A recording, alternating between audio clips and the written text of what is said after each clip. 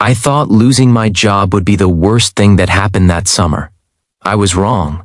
The worst, or maybe the most unexpected moment, was when my boss suddenly sat down on my lap at a crowded beach and whispered, "Stay still.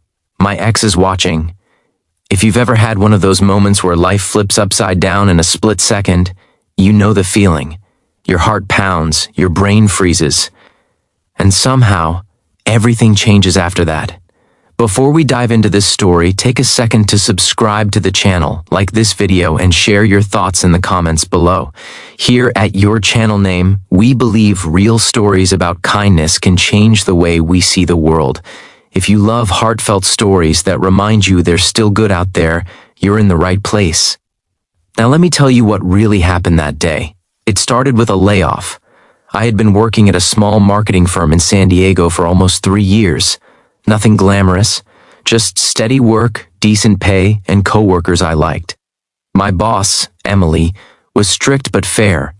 She was the kind of leader who expected excellence, but never asked you to do something she wouldn't do herself. Then the company lost a major client. Within a week, 3 of us were called into the conference room one by one. When it was my turn, I already knew. Emily didn't look like her usual confident self. She looked tired, sad. "I fought for you," she said quietly. "But the numbers just don't work." I nodded, pretending to be strong. I shook her hand. I thanked her for the opportunity. I walked out with a cardboard box and a smile that barely held together. That night, I sat in my tiny apartment staring at my bank app, doing math in my head. Rent, car payment, student loans, groceries. I had maybe 2 months before things got scary. The next few days were a blur of job applications and rejection emails. On Saturday, I couldn't take it anymore. I needed air. I grabbed a towel and drove to Mission Beach. I figured the ocean might clear my head. The beach was crowded, families with coolers, teenagers throwing footballs, couples walking hand in hand. I found a quiet patch of sand and sat down, staring at the waves. That's when I heard my name. I turned and there she was, Emily. She was wearing sunglasses and a wide-brimmed hat, holding a pair of sandals in one hand. For a second, I felt awkward. I didn't know what to say. Was I supposed to act bitter, friendly, professional? She walked toward me with a strange urgency in her steps. "Hey," she said quickly, "can I sit?" Sure," I replied, scooting my towel slightly. But instead of sitting beside me, she did something I never expected. She sat directly on my lap. I froze. Before I could even react, she leaned close and whispered, "Stay still. My ex is watching. He's right behind us." My brain short-circuited. "You're what?" I whispered back.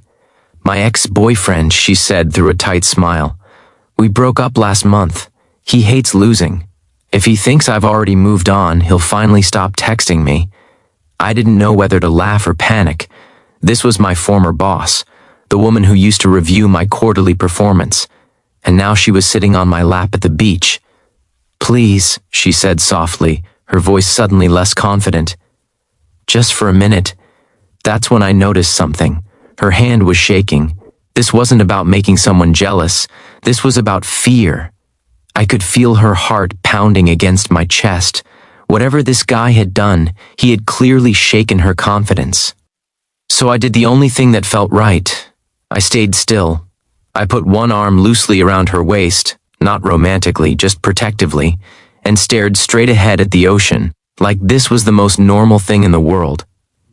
A few seconds later, I saw him from the corner of my eye, a tall guy in board shorts, glaring in our direction before turning and walking away. Emily didn't move right away. When she finally slid off my lap, she let out a long breath. "Thank you," she said, and this time she wasn't pretending. We sat side by side on the sand, no more acting. "You okay?" I asked. She hesitated.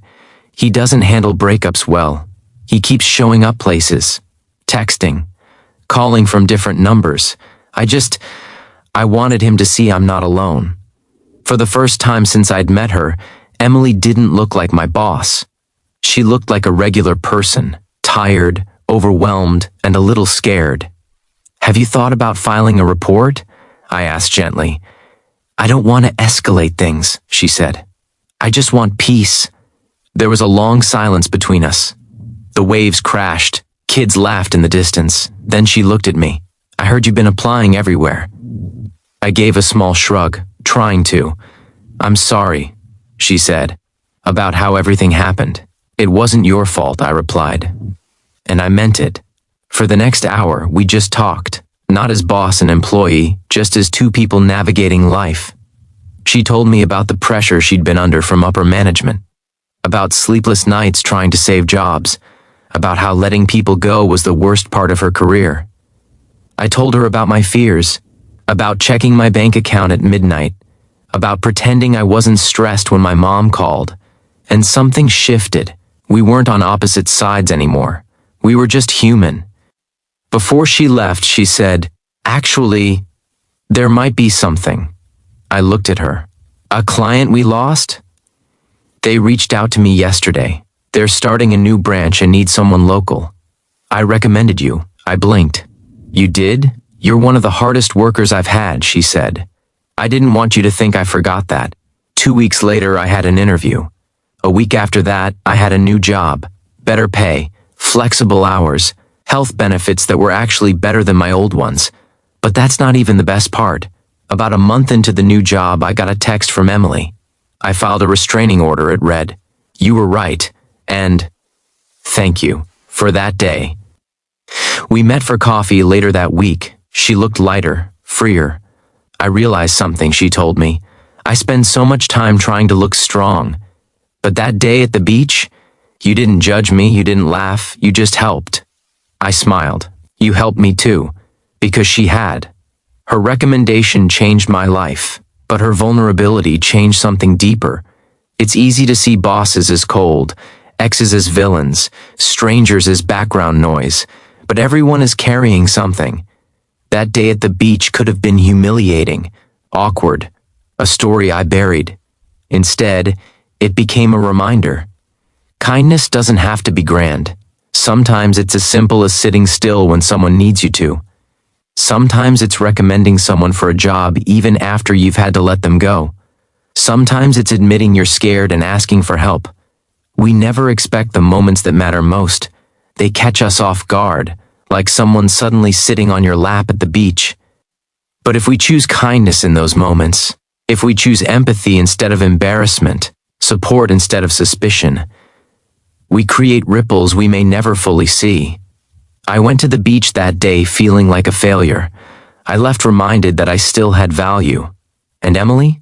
She walked away knowing she didn't have to face everything alone. So if you're watching this and you're going through something, job loss, heartbreak, fear of the unknown, remember this. You are not weak for needing help, and you are not insignificant when you offer it. The world can feel loud and harsh and competitive, but kindness still wins in the quiet, unexpected spaces. The beach, a coffee shop, a conference room. It wins when we decide to care. If this story touched your heart, share it with someone who needs a reminder that small acts can change big outcomes. And tell me in the comments, what's one simple act of kindness that changed your life? Here at Your Channel Name, we believe every story has the power to heal, inspire, and connect us. Let's choose to be the reason someone feels safe. Let's choose to be the reason someone gets a second chance.